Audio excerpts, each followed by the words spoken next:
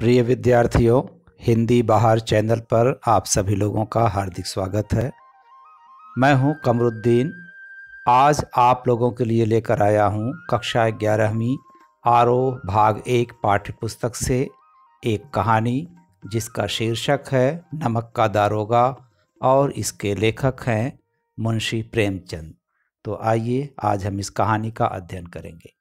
साहित्य वह जादू की लकड़ी है जो पशुओं में, ईंट पत्थरों में, पेड़ पौधों में भी विश्व की आत्मा का दर्शन करा देती है। ये कथन है मुंशी प्रेमचंद का। मुंशी प्रेमचंद जो हिंदी साहित्य एवं उर्दू साहित्य दोनों साहित्य जगत में बहुत प्रसिद्ध हैं। दोनों साहित्य जगत में कहानी सम्राट एवं उपन्यास सम्राट के नाम से विख्यात हैं। इनका गोदान उपन्यास हिंदी साहित्य की एक अमूल्य धरोहर है। साथ ही इनकी संपूर्ण कहानियाँ मानसरोवर के 8 भागों में प्रकाशित हैं। इसके अतिरिक्त गबन, रंगभूमि, कर्मभूमि, निर्मला इत्यादि रचनाएं अत्यंत प्रसिद्ध हैं। आपने भारतीय साहित्य को पढ़ा और आप प्रेमचंद से अछूते रहे, इसका अर्थ हुआ आप समुद्र तट तक गए और आपने पानी ही न देखा। प्रेमचंद साहित्य की धारा के रस हैं जिसके बिना उसके पान में कोई स्वाद नहीं रह जाता। गोदान, गबन, निर्मला, कर्मभूमि तथा मानसरोवर जैसी किताबें प्रदान करने वाले प्रेमचंद न सिर्फ हिंदी साहित्य अपितु उर्दू साहित्य जगत में भी कहानी सम्राट एवं उपन्यास सम्राट की पदवी से विभूषित हैं। जैसा आप लोगों को ज्ञात होगा, मुंशी प्रेमचंद पहले उर्दू में लिखते थे, बाद में हिंदी साहित्य में भी कदम रखा उन्होंने। महान व्यक्तित्व के धनी प्रेमचंद ने अपना सारा जीवन समाज के उत्थान और प्रगति के लिए न्यौछावर कर दिया। इस वीडियो में नमक का दारोगा पाठ को 2 भागों में प्रस्तुत किया जाएगा। भाग 1 प्रेमचंद का जीवन परिचय और चित्रों के माध्यम से संक्षिप्त सारांश। भाग 2 वीडियो में होगा मूल पाठ का वाचन और प्रमुख प्रश्नोत्तर। तो आइए वीडियो का भाग 1 प्रारंभ करते हैं। सबसे पहले प्रेमचंद का जीवन परिचय एवं साहित्यिक परिचय। मूल नाम धनपत राय, जन्म 1880, लमही गांव, वाराणसी, उत्तर प्रदेश। मृत्यु सन 1936 ईस्वी। प्रमुख रचनाएं उपन्यास सेवा सदन, प्रेमाश्रम, रंगभूमि, निर्मला, कायाकल्प, गबन, कर्मभूमि तथा गोदान। एक और उपन्यास इनका माना जाता है मंगलसूत्र, जो अधूरा रह गया है, पूरा नहीं हो सका, इसलिए इस सूची में शामिल नहीं किया गया है। गोदान इनका अंतिम और बहुत ही महत्वपूर्ण उपन्यास है। कहानी संग्रह सोजे वतन, मानसरोवर 8 खंडों में, गुप्तधन। नाटक 3 हैं इनके, करबला, संग्राम और प्रेम की देवी। निबंध संग्रह कुछ विचार, विविध प्रसंग। प्रेमचंद हिंदी कथा साहित्य के शिखर पुरुष माने जाते हैं। कथा साहित्य के इस शिखर पुरुष का बचपन अभाव में बीता। स्कूली शिक्षा पूरी करने के बाद पारिवारिक समस्याओं के कारण जैसे तैसे बीए तक की पढ़ाई की। अंग्रेजी में एमए करना चाहते थे, लेकिन जीवन यापन के लिए नौकरी करनी पड़ी। सरकारी नौकरी मिली भी, लेकिन महात्मा गांधी के असहयोग आंदोलन में सक्रिय होने के कारण त्याग पत्र देना पड़ा। राष्ट्रीय आंदोलन से जुड़ने के बावजूद लेखन कार्य सुचारू रूप से चलता रहा। पत्नी शिवरानी देवी के साथ अंग्रेजों के खिलाफ आंदोलनों में हिस्सा लेते रहे। उनके जीवन का राजनीतिक संघर्ष उनकी रचनाओं में सामाजिक संघर्ष बनकर सामने आया, जिसमें जीवन का यथार्थ और आदर्श दोनों था। हिंदी साहित्य के इतिहास में कहानी और उपन्यास की विधा के विकास का काल विभाजन प्रेमचंद को ही केंद्र में रखकर किया जाता रहा है। प्रेमचंद पूर्व युग, प्रेमचंद युग एवं प्रेमचंदोत्तर युग। यह प्रेमचंद के निर्विवाद महत्व का एक स्पष्ट प्रमाण है। अर्थात जो कहानी और उपन्यास साहित्य का साहित्य का इतिहास लिखा जाता है वह प्रेमचंद के युग को आधार मानकर लिखा जाता है। प्रेमचंद के समय का, प्रेमचंद के पहले का और प्रेमचंद के बाद का। इसी से पता चलता है कि प्रेमचंद का हिंदी साहित्य में कितना अमूल्य योगदान है। यह प्रेमचंद के निर्विवाद महत्व का एक स्पष्ट प्रमाण है। वस्तुतः प्रेमचंद ही पहले रचनाकार हैं जिन्होंने कहानी और उपन्यास की विधा को कल्पना और रोमानियत की धुंधलके से निकालकर यथार्थ की ठोस जमीन पर प्रतिष्ठित किया।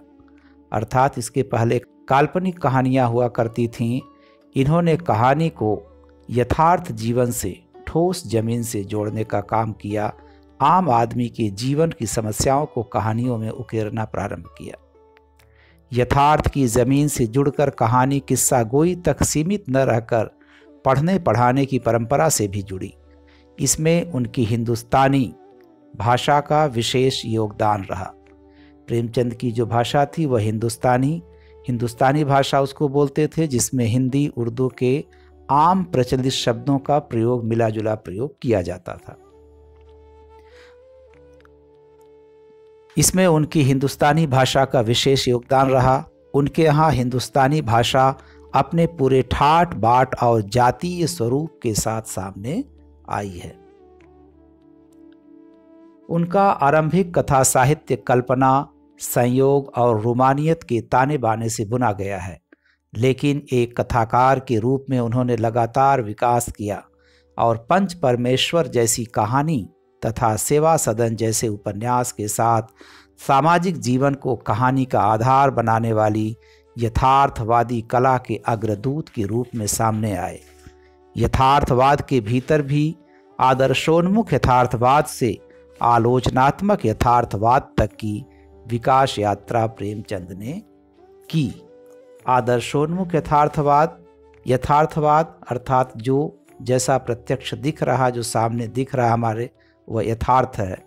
आदर्शोन्मुख यथार्थवाद प्रेमचंद की ही परिकल्पना थी, जिसमें वे चाहते थे कि कहानी या उपन्यास का अंत ऐसा हो जो आदर्श की तरफ हो। समस्याएं हों यथार्थ की, लेकिन उनका समाधान आदर्श प्रस्तुत किया जाए, जिससे कि पाठकों में निराशा न आए। आदर्शोन्मुख यथार्थवाद स्वयं उन्हीं की गढ़ी हुई संज्ञा है। यह कहानी और उपन्यास के क्षेत्र में किए गए उनके ऐसे रचनात्मक प्रयासों पर लागू होती है जो कटु यथार्थ का चित्रण करते हुए भी समस्याओं और अंतर विरोधों को अंततः एक आदर्शवादी और मनोवांछित समाधान तक पहुंचा देती है। सेवा सदन, प्रेमाश्रम आदि उपन्यास और पंच परमेश्वर, बड़े घर की बेटी, नमक का दारोगा आदि कहानियाँ ऐसी ही हैं। आपके कोर्स में, आपके पाठ्यक्रम में जो नमक का दारोगा कहानी दी हुई है, यह उनकी प्रतिनिधि कहानियों में से एक है, जिसमें आदर्शोन्मुख यथार्थवाद की अभिव्यक्ति हुई है। बाद की उनकी रचनाओं में यह आदर्शवादी प्रवृत्ति कम होती गई है और धीरे धीरे वे ऐसी स्थिति तक पहुंचते हैं जहां कठोर वास्तविकता को प्रस्तुत करने में वे किसी तरह का समझौता नहीं करते। अर्थात अंत में आते आते इनकी दृष्टि आदर्शोन्मुख यथार्थवाद से भी हट करके शुद्ध यथार्थवाद की तरफ आ जाती है कि जो जैसा है उसको वैसा प्रकट कर देने में। तो उनका गोदान उपन्यास इसका जीता जागता नमूना है। पूस की रात, कफन जैसी कहानियाँ इसके सुंदर उदाहरण हैं, जहाँ उन्होंने किसान की समस्या को या पात्र की समस्या को ज्यों का त्यों पाठकों के सामने छोड़ दिया। अपनी तरफ से उन्होंने कोई समाधान प्रस्तुत नहीं किया। आइए आपके पाठ्यक्रम में जो कहानी शामिल है नमक का दारोगा, उसका सारांश देखते हैं। यहाँ दी गई कहानी नमक का दारोगा, जिसका प्रथम प्रकाशन 1914 ईस्वी, प्रेमचंद की बहुचर्चित कहानी है, जिसे आदर्शोन्मुख यथार्थवाद के एक मुकम्मल उदाहरण के रूप में देखा जा सकता है। कहानी में ही आए हुए एक मुहावरे को लें तो यह धन के ऊपर धर्म की जीत की कहानी है। धन और धर्म को हम क्रमशः सद्वृत्ति और असद्वृत्ति, बुराई और अच्छाई, असत्य और सत्य इत्यादि भी कह सकते हैं। नमक का दारोगा कहानी का सारांश देखते हैं। चित्र में जो नवयुवक दिख रहे हैं यह हैं मुंशी वंशीधर, और जो वृद्ध हैं वह इनके पिता हैं। इनका मकान है। मुंशी वंशीधर पढ़े लिखे युवक हैं। नौकरी की तलाश हेतु उनके पिता उन्हें समझाते हैं। ये युवक हैं, पढ़ लिख कर नौकरी के लिए तैयार हो गए हैं। बूढ़े पिता रिटायर होकर घर पर बैठे हैं। जब बेटा नौकरी की तलाश में निकलता है तो उसे समझाते हैं कि किस प्रकार की नौकरी उन्हें ढूंढना है। तो वो समझाते हुए कहते हैं, ऐसा काम ढूंढना जहां कुछ ऊपरी आय हो। मासिक वेतन तो पूर्णमासी का चांद है जो एक दिन दिखाई देता है और घटते घटते लुप्त हो जाता है। ऊपरी आय बहता हुआ स्रोत है जिससे सदैव प्यास बुझती है। वेतन मनुष्य देता है, इसी से उसमें वृद्धि नहीं होती। ऊपरी आमदनी ईश्वर देता है, इसी से उसकी बरकत होती है। यानी इनके पिता इन्हें समझाने का प्रयास कर रहे हैं कि ऐसी नौकरी ढूंढना जहां खूब रिश्वत मिलती हो, वेतन के अतिरिक्त ऊपरी कमाई हो। और उसके तर्क में वह प्रस्तुत करते हैं बड़े सुंदर उदाहरण के साथ में कि महीने का जो वेतन मिलता है वह तो पूर्णमासी के चाँद के जैसा है जो धीरे धीरे घटते घटते समाप्त हो जाता है।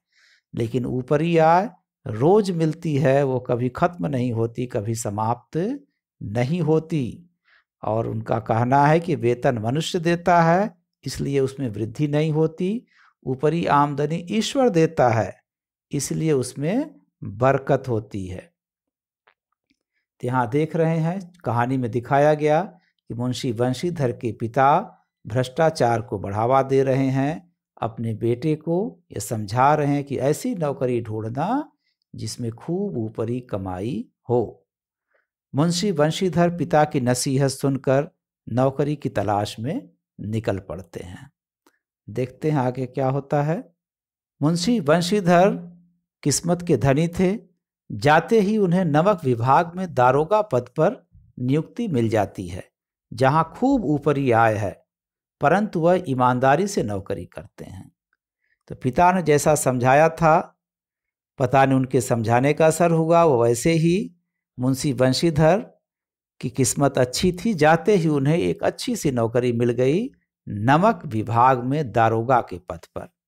यह विभाग नया नया बना था। इस विभाग में खूब ऊपरी आमदनी थी, जिसमें नमक की ब्लैक मार्केटिंग होती थी। लेकिन मुंशी वंशीधर अपने पिता के समझाने के बिल्कुल विपरीत पूरी ईमानदारी से अपनी नौकरी करते हैं।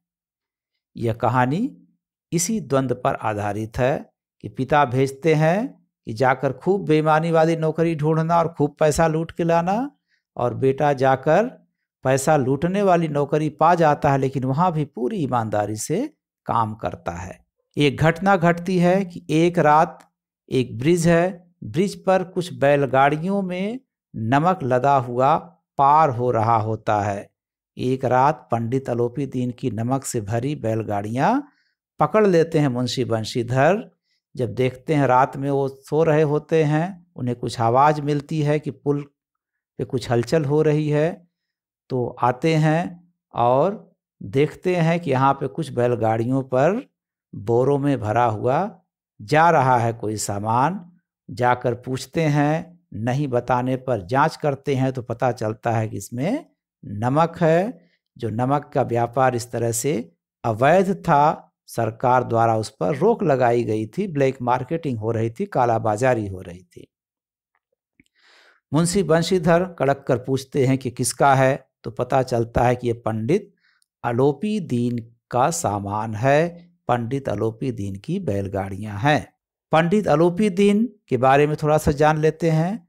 पंडित अलोपी दीन उस इलाके के अत्यंत प्रतिष्ठित व्यक्ति थे, अत्यंत धनी व्यक्ति थे। बड़ा बिजनेस था इनका, चारों तरफ नाम था, सम्मान था। सबको कहिए तो अपने पॉकेट में रखते थे, अपने पैसे के बल पर। इलाके में कोई ऐसा नहीं था जिस पर इन्होंने कभी कोई न कोई उपकार न किया हो।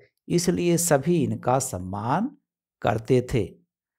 पंडित अलोपी दीन को जब यहाँ वो पकड़ लेते हैं तो पंडित अलोपी दीन उन्हें घूस देने का प्रयास करते हैं। वे पीछे आराम से गाड़ी में सोए हुए आ रहे थे। उनके जो नौकर थे जाके बताते हैं कि दरोगा साहब गाड़ी पकड़ लिए हैं। तो इत्मीनान से आते हैं, उन्हें पता रहता है कि जाएंगे, कुछ पैसे देंगे और दरोगा को खरीद लेंगे। यहाँ आके पैसे का ऑफर करते हैं, पैसे की पेशकश करते हैं, लेकिन मुंशीधर पैसा लेने से, घूस लेने से इनकार कर देते हैं। अब पंडित अलोपी दीन के लिए मुसीबत आ जाती है।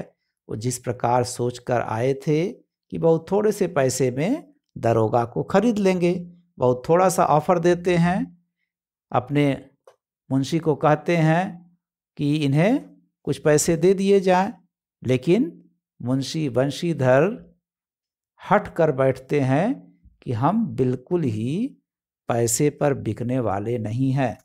पंडित अलोपी दीन उन्हें घूस देने की लाख कोशिश करते हैं, परंतु वे उन्हें गिरफ्तार कर लेते हैं। पंडित अलोपी दीन इलाके के अत्यंत प्रतिष्ठित एवं धनी व्यक्ति थे। पंडित अलोपी दीन ने अपने धन बल से आज तक सभी को खरीद लिया था, परंतु वह मुंशी बंशीधर के ईमान को नहीं खरीद पाते हैं। बंशीधर कहते हैं कि हम उन नमक हरामों में नहीं है जो कौड़ियों पर अपना ईमान बेचते हैं, और वे अपने हवलदार बदलू सिंह को आदेश देते हैं कि पंडित जी को गिरफ्तार कर लिया जाए। बदलू सिंह जब पंडित अलोपी दीन को गिरफ्तार करने के लिए आगे बढ़ता है तो पंडित घबरा कर 2-3 कदम पीछे हट गए और अत्यंत दीनता से बोले, बाबू साहब, ईश्वर के लिए मुझ पर दया कीजिए, मैं 25,000 पर निपटारा करने को तैयार हूँ। गरज कर मुंशी बंशीधर बोलते हैं, असंभव बात। पंडित जी और दाम बढ़ाते हैं 30,000 पर। मुंशी बंशीधर कहते हैं, किसी भी तरह संभव नहीं। क्या 40,000 पर भी नहीं? मुंशी बंशीधर कहते हैं, 40,000 नहीं, 40 लाख पर भी असंभव है। और अंततः पंडित अलोपी दीन को गिरफ्तार कर लिया जाता है और अगले दिन उन्हें हथकड़ियों सहित कोर्ट में पेश किया जाता है। मुंशी बंशीधर के आगे पंडित अलोपी दीन का वश न चला, लेकिन पंडित अलोपी दीन अपने धन बल और प्रभाव से अदालत में सबको अपने पक्ष में कर लेते हैं।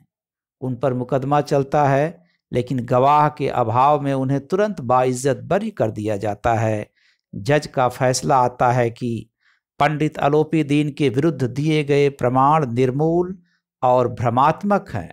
वह एक बड़े भारी आदमी हैं। यह बात कल्पना के बाहर है कि उन्होंने थोड़े लाभ के लिए ऐसा दुस्साहस किया होगा। यानी कोर्ट ने उन्हें बाइज्जत बरी कर दिया। कितने प्रतिष्ठित व्यक्ति से उम्मीद नहीं की जा सकती, ऐसा हो ही नहीं सकता कि इन्होंने थोड़े से लाभ के लिए नमक की कालाबाजारी की होगी। जज साहब दारोगा साहब को डांट लगाते हैं। यद्यपि नमक के दारोगा का अधिक दोष नहीं है, लेकिन यह बड़े खेद की बात है कि उसकी उद्दंडता और विचारहीनता के कारण एक भले मानुष को कष्ट झेलना पड़ा। उल्टे दारोगा साहब को वार्निंग दी गई, या भविष्य में ध्यान रखें कि ऐसे सभ्य व्यक्तियों को अपने डाउट के आधार पर, अपने भ्रम के आधार पर परेशान नहीं करेंगे। पंडित अलोपी दीन बरी हो जाते हैं। एक बार सिद्ध हो जाता है कि पैसे के आगे सब कुछ बिक जाता है। पंडित अलोपी दीन के प्रभाव से 1 सप्ताह के भीतर ही मुंशी बंशीधर को दारोगा पद से मुअत्तल कर दिया गया। उदास मन से मुंशी बंशीधर घर आ जाते हैं, और घर आने के बाद उनकी पत्नी और उनके पिता, उनकी माता की क्या दशा होती है, सभी लोग उनसे नाराज हो जाते हैं। कोई उनके पक्ष में नहीं खड़ा होता है कि बेटा ईमानदारी से कार्य किया है। सभी नाराज हो जाते हैं। घर आने के बाद माता पिता तथा पत्नी सभी उनसे नाराज दिखते हैं। सभी को यह खटक रहा था कि उन्हें ईमानदारी का भूत क्यों चढ़ा था। पिता बोले, जी चाहता है कि तुम्हारा और अपना सिर फोड़ दूं। बहुत देर तक पछता पछता कर हाथ मलते रहे। क्रोध में कुछ कठोर बातें भी कहीं, और यदि बंशीधर वहां से टल न जाते तो अवश्य ही यह क्रोध विकट रूप धारण कर लेता। अर्थात यदि बेटा वहाँ से हट न जाता तो शायद उनके पिता आज मार भी देते उनको। वृद्धा माता को भी बहुत दुख हुआ। जगन्नाथ और रामेश्वर यात्रा की कामनाएं मिट्टी में मिल गईं। और कितनी धर्म यात्रा करने की सोची थी जो है सब मिट्टी में मिल गईं। यहाँ पर प्रेमचंद व्यंग करना चाहे हैं कि कैसे भ्रष्टाचार के पैसे पर भी धर्म के लिए यात्रा करने के लिए भारतीय मानसिकता किस तरह थी उनकी माता की कि खूब घूस मिलता, पैसा आता तो हम उससे धार्मिक यात्रा करके पुण्य लाभ लेते। पत्नी ने तो कई दिनों तक सीधे मुंह बात भी नहीं की। तो यह उनके घर का दृश्य है। घर पर आते ही उनको काफ़ी अपमान सहना होता है। पत्नी, पिता, माता सब उनके खिलाफ हो जाते हैं। एक दिन चमत्कारिक घटना घटती है। पंडित अलोपी दिन का रथ मुंशी वंशीधर के घर पर आकर रुकता है। पंडित अलोपी दीन को देखकर वंशीधर के पिता अपने पुत्र द्वारा किए गए अपराध हेतु उनसे क्षमा याचना करते हैं। पंडित अलोपी दीन का रथ मुंशी वंशीधर के घर के सामने आकर रुकता है। मुंशी वंशीधर के पिता आगे बढ़कर पंडित जी की आवभगत करते हैं और अपने पुत्र द्वारा किए गए उनके प्रति बुरे बर्ताव के लिए उनसे क्षमा याचना करते हैं। अपने पुत्र को डांटते हैं कि ऐसा नालायक पैदा हुआ जो आपका अपमान किया। अपने पुत्र द्वारा किए गए अपराध हेतु उनसे क्षमा याचना करते हैं और अपने पुत्र को बहुत बुरा भला कहते हैं। बंशीधर भी अलोपी दिन का सम्मान करते हैं। चूँकि घर पे आए हैं तो मेहमान हैं, तो बंशीधर भी पंडित अलोपी दिन का सम्मान करते हैं, लेकिन उनके सम्मान में कहीं भी अपराध बोध नहीं रहता है। वो पूरे स्वाभिमान के साथ सम्मान करते हैं क्योंकि उनको पता है कि हमने कोई गलत कार्य नहीं किया है। पंडित अलोपी दिन वंशीधर की भूरी भूरी प्रशंसा करते हैं, लेकिन पासा पलट जाता है। उनके पिता तो सोच रहे थे कि पंडित अलोपी दिन आए हैं और हम लोगों को डांटने के लिए कि देखो मुझसे वैर मोल लिया, अब क्या हाल करता हूं तुम्हारा। लेकिन यहाँ पूरी तरह मामला उल्टा हो गया।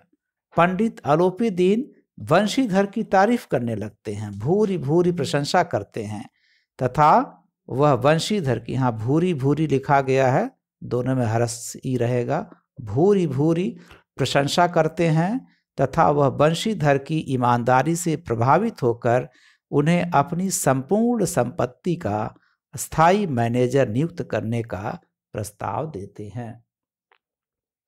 पंडित अलोपी दीन मुंशीधर की खूब तारीफ करते हैं और उन्हें पेशकश करते हैं एक बड़ी नौकरी के लिए। अपने यहाँ एक बड़ा ऑफर देते हैं। वो ऑफर क्या रहता है? पंडित अलोपी दीन ने उनको अपनी सारी जायदाद का स्थायी मैनेजर नियत किया था, यानी पूरी प्रॉपर्टी का उनको परमानेंट मैनेजर की पोस्ट उनको देने का फैसला किया था, जिसके लिए सैलरी थी 6,000 वार्षिक वेतन के अतिरिक्त रोजाना खर्च अलग, सवारी के लिए घोड़े, रहने को बंगला, नौकर चाकर मुफ्त। यानी आज के ज़माने में समझिए कि बहुत बड़ा पैकेज था यह। कंपित स्वर में बोले, पंडित जी, मुझ में इतनी सामर्थ्य नहीं है कि आपकी उदारता की प्रशंसा कर सकूं, किंतु मैं ऐसे उच्च पद के योग्य नहीं हूं। जब पंडित अलोपी दीन उनको इतनी ऊंची नौकरी का ऑफर देते हैं तो मुंशी वंशीधर कहते हैं कि मैं आपकी किस मुंह से प्रशंसा करूं, मेरे पास शब्द नहीं है, लेकिन मैं आपकी इस नौकरी को स्वीकार नहीं कर सकता क्योंकि मैं इस योग्य अपने आप को नहीं पाता हूं कि इतना ऊंचा पद मैं प्राप्त कर सकूं। कंपित स्वर में वो बोले, पंडित जी, मुझ में इतनी सामर्थ्य नहीं है कि आपकी उदारता की प्रशंसा कर सकूं, किंतु मैं ऐसे उच्च पद के योग्य नहीं हूं। अलोपी दीन हंसकर बोले, मुझे इस समय एक अयोग्य मनुष्य की ही जरूरत है। पंडित जी उनकी योग्यता जानते थे। वो कहते हैं, कोई बात नहीं, आप योग्य नहीं हैं तो मुझे इस समय एक सबसे अयोग्य व्यक्ति की आवश्यकता है, इसलिए आप इसको स्वीकार कीजिए। पंडित अलोपी दीन बोले, परमात्मा से यही प्रार्थना है कि वह आपको सदैव वही नदी के किनारे वाला बेमुरव्वत, उद्दंड, कठोर परंतु धर्मनिष्ठ दारोगा बनाए रखे।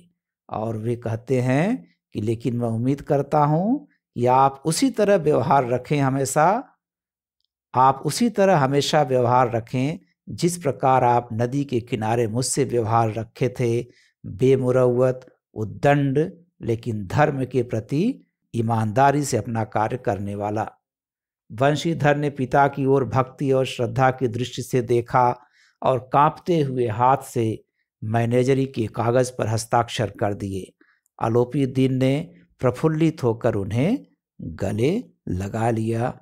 इस तरह से यहाँ पर पंडित आलोपीदीन का हृदय परिवर्तन दिखाया गया और इस कहानी को आदर्शोन्मुख यथार्थवाद की तरफ मोड़ दिया गया।